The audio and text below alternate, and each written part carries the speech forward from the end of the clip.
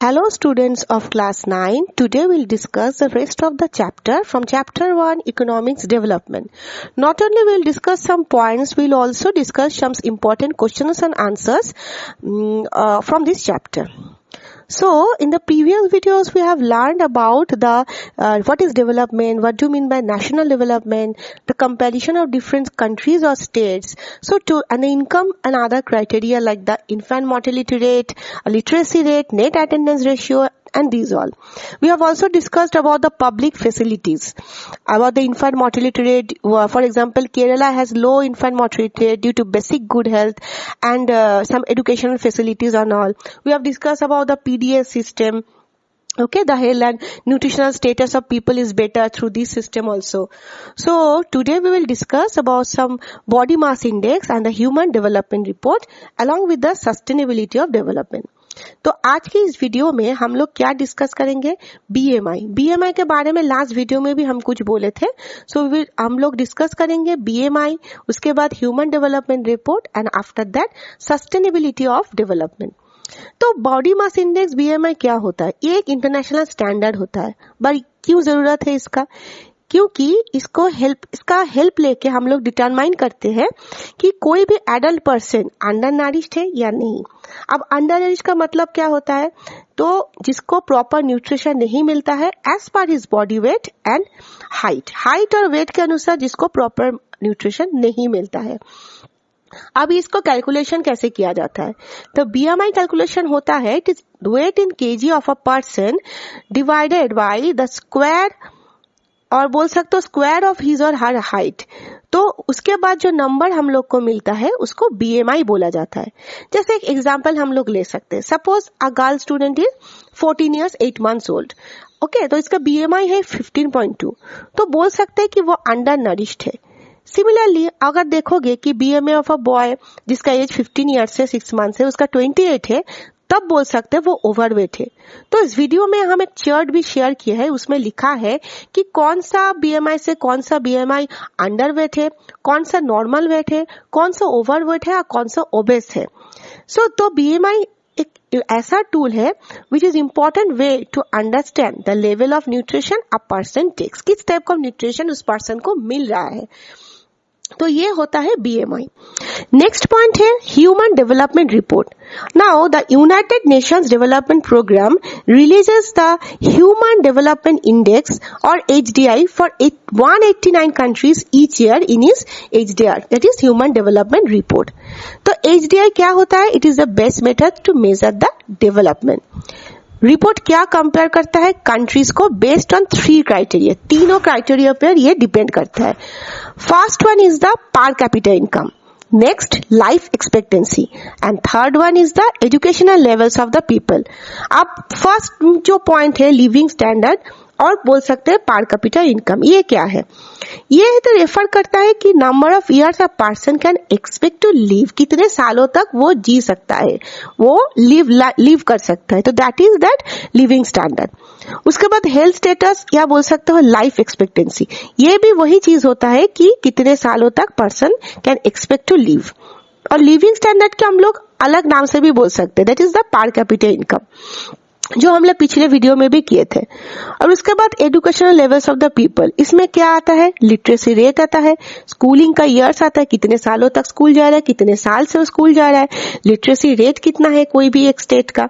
तो these are the 3 criteria on the based of this the report is prepared.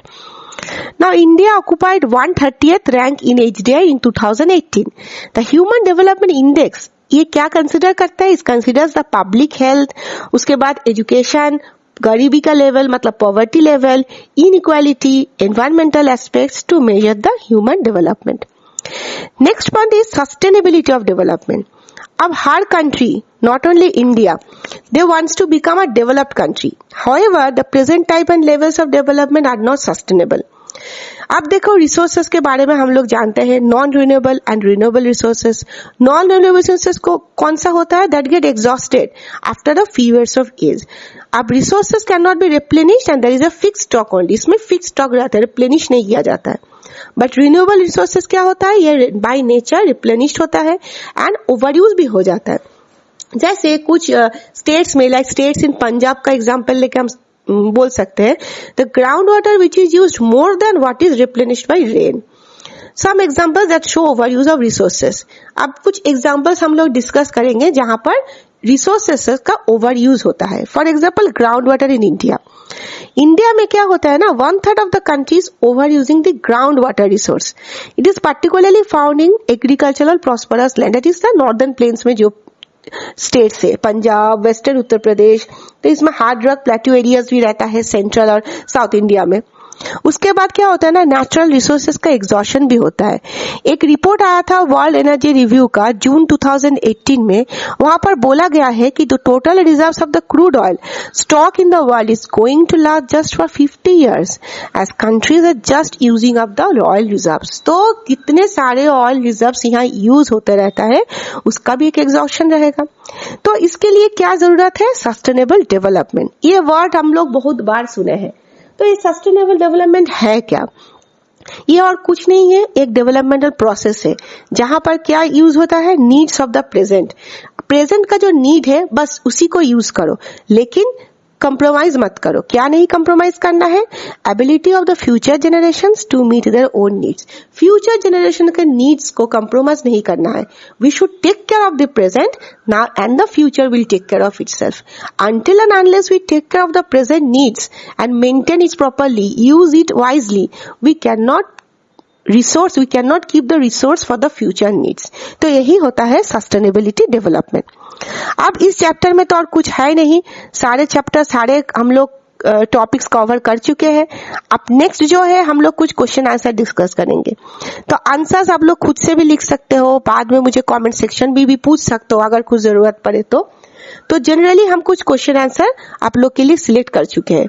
Suppose देखो यहाँ पर कुछ ऐसा आ सकता है कि explain some of the important ideas of the section the income and other goals in your own words.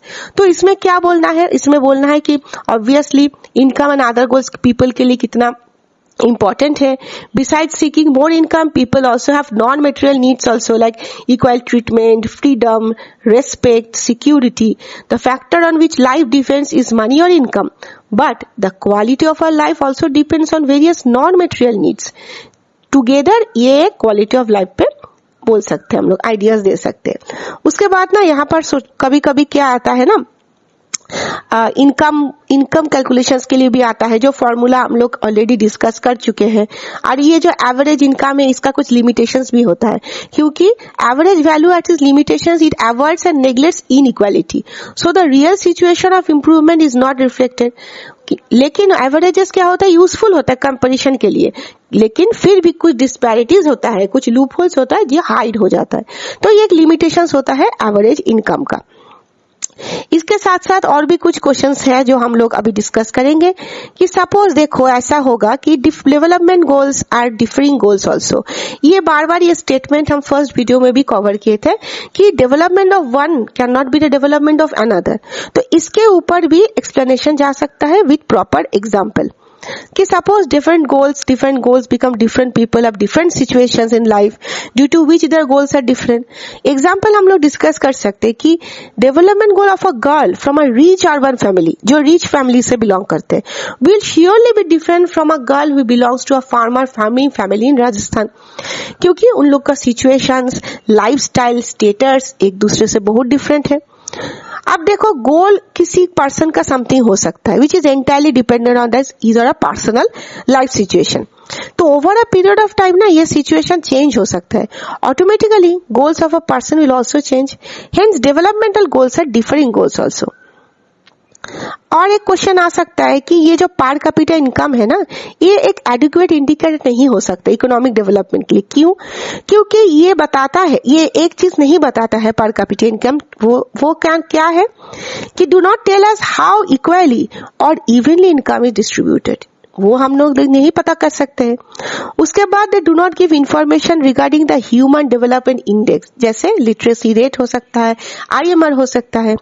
और एक चीज होता है जो ये नहीं देता है, वो है information regarding the non materialistic needs, जैसे इक्वालिटी, फ्रीडम, रेस्पेक्ट, डिग्निटी. ये सारे के बारे में नहीं पता कर सकते हैं. ओके, सो इसके बाद हम लोग डिस्कस कर सकते हैं एक इम्पोर्टेंट क्वेश्चन कि consequences of environmental degradation do not respect national और स्टेट बाउंड्रीज। इसको जस्टिफिकेशन करना है। तो ये सीबीएसई में पहले 2 बार आ भी चुका है ये क्वेश्चन, तो ये बहुत एक इम्पोर्टेंट क्वेश्चन है सबके लिए कि it is true that the consequences of environmental degradation is now a global issue and discussed all over the world. सारे वर्ल्ड में इसका चर्चा है। They are not restricted to the nation और स्टेट बाउंड्री, कि कोई एक स्टेट के अंदर या स्टेट के अंदर इशू नहीं होता, issue all over the world discuss हो सकता है।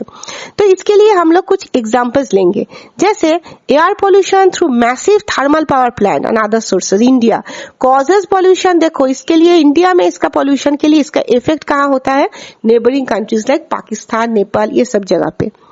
उसके बाद जो हम लोग का नेबर्स है वो लोग भी increase in asthma and other lung diseases में भी अफेक्टेड होता है।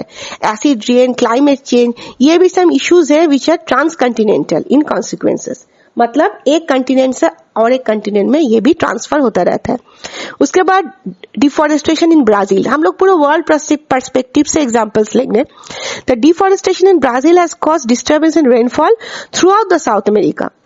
उसके बाद land degradation and dam burst like conditions in China affect India, Bangladesh as it brings massive situation and flood consequences. तो therefore environmental degradation is a major issue and its consequences are felt all over the world. तो ये रहा कुछ questions जो हम लोग discuss कर चुके हैं। होपफुली आप लोग को ये चैप्टर समझ में आ गया है, और बाकी का जो भी क्वेरीज और रहेगा वो आप लोग कमेंट सेक्शन में डाल सकते हैं, जरूर हम इसका रिप्लाई देंगे। तब तक के लिए आप लोग पढ़ते रहिए, बढ़ते रहिए और अच्छे से मेरा वीडियो फॉलो करते रहिए। Thank you everyone.